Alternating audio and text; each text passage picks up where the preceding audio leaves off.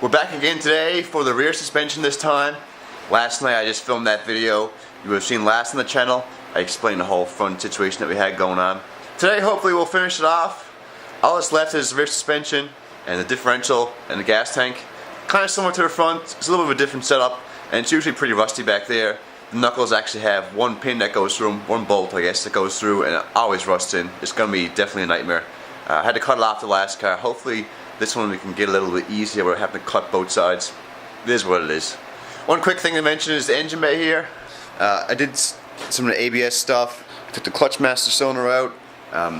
Just some random pieces. I took the windshield wash bottle just because it was there. This fuse box is all cracked up, so I'll probably take it out with the harness, I guess. That's probably the last thing I'm going to strip out of the body of the car is just all the wiring harness. I'm getting really excited now to take this car apart, get it out of the garage and get my car in. Because honestly, at this point you kind of just forget that your car is there. It's been blown up for a while and I've been focusing on the WX and focusing on this, focusing on the videos. So it's been a little bit of a lost thing, so it's going to be nice to get it in the garage, sit inside of it and start taking it apart, get the engine out of that car. Also, one thing just popped in my head. I'll bring you guys over here. I forgot to show you the brakes last time. Nothing really special, but just in case you want to have a look. Of course, these are the calipers and rotors. On the camera here, they don't look anything more special than they look online, but in person they're really massive. Maybe if I kind of put the light down, put my hand next to it. It's a pretty big caliper, especially for just like an STI. It's not a very heavy vehicle. The rotors are also good. There's barely any rust slip on them. There's not much wear. They're pretty fresh. You can see on the rotors there, those are the carport end links. They look a little greasy. You're not supposed to get grease on rotor surfaces, but that's going to have to be cleaned before I put it back on anyways. And down here is the other caliper. And those back calipers are actually from the other car I had. So today we'll get working on the rear end. Now in a minute, I'll set up the GoPro, we'll do some time lapse. Maybe do a little bit of video and I'll speed it up with some music. I think that works well for this stuff. You don't need to see a million bolts pulled out. So I'll put this camera down now. We'll get set up, we'll get rolling. Alright, you guys are on the GoPro now. I thought I'd just pull it in and have a quick conversation about the back suspension because it's a lot different than the front. So the rear still uses struts on top, but it's actually considered a multi-link. As you can see, make sure you can see on the GoPro, there's two links. This guy here, I'm running you guys along, and there's another one down here. Okay, well underneath the car looking out now, you can see the axle in the center and then the two arms that go to the knuckle. And right here, I'm putting my finger, you can see that bolt. That bolt oftentimes will seize into the knuckle and you'll have to cut off this sorry, it's too bright for the camera, but you have to cut off that outside nut. It's a bolt right through on this side and on the other side is the nut. And yeah, sometimes it seizes in, so you gotta kind of cut this off here. It can be a real nuisance. Hopefully today we'll get pretty good with it. But there's also a trailing arm. Hopefully you guys can see it runs along the body of the car front to back. Yeah, that's kind of how the suspension works back here. There's a subframe. Here's your sway bar, you guys can see it goes across. It's got this little diffuser thing on the back. I'm actually not sure if that's factory on the 07. It looks pretty factory, so it could be. Yeah, buddy. I actually never removed a stake on that one. You might be able to see it there in the GoPro. Wow. Now what's the chances the shaft isn't going to be seized in a knuckle? Let's try it.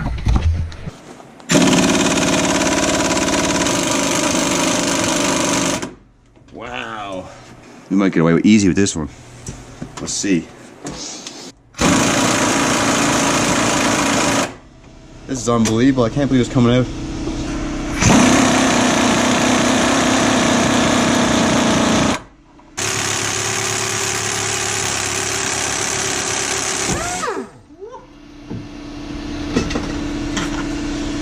Oh yeah.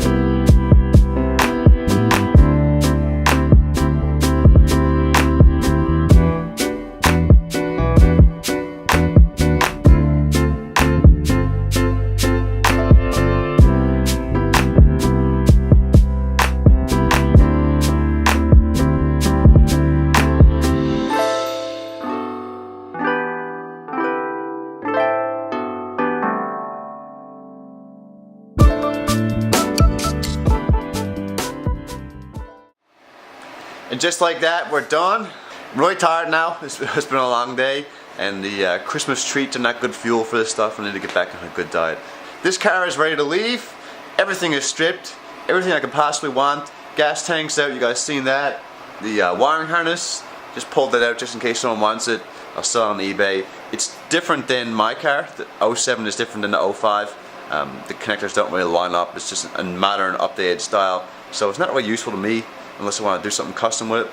Okay, before I ramble too much, let's do a quick walk around of everything I took off. Just kind of explain it like last video.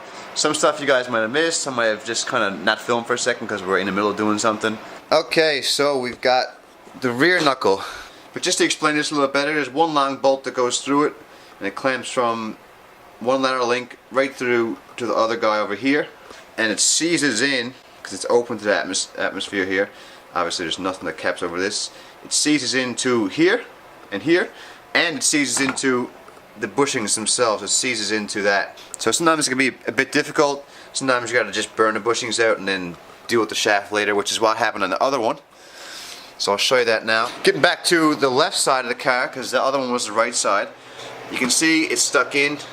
Actually what's happened here is this bolt will turn in the knuckle, but it's stuck in the bushing. It's stuck in the bushing right here, and the metal collar inside the bushing is like welded to the bolt. So actually when you turn, you can turn the bushing, but you turn the bushing in the whole lateral link itself. So yeah, we're gonna have to do a little bit of heat for that one, maybe try and press it out. We'll have to see. Next we did the, actually what you see in the video, we took it all as one piece because we couldn't get that bolt out, and it was just as easy to let the subframe go and take the diff, the center drive shaft, everything came out in one piece. It just kind of works out easy that way. Alright, so I'll give you guys a quick view of the diff. The axles go in there. Drive shaft bolts up right there. 4 bolts to your drive shaft. Nothing too fancy. And he actually replaced these bushings over here with fancy ones, well, both sides. Let's do one final walk around of the car. This will be the last time you guys see it. There's nothing else I really gotta do with it, and this is definitely the last working video. You're not gonna see any more work done on this car. I'll probably film it being pulled out, my other car being pulled in, and I guess that's where we'll start off next. We'll leave it here for tonight. I gotta go to my buddy's birthday party actually, and we got everything done we're gonna do tonight. It's snowing outside, so I'm not gonna drag this car out. Like always, thank you so much for watching. I really appreciate it. I'll see you next time.